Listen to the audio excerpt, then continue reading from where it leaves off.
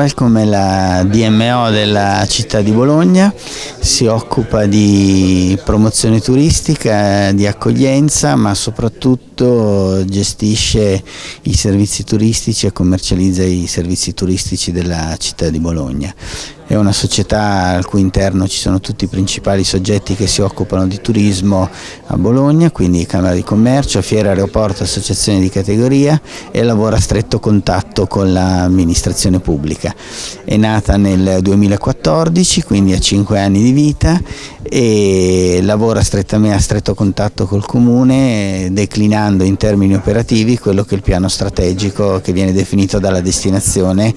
che è la destinazione Bologna, con un accordo di programma su alcuni punti con Modena.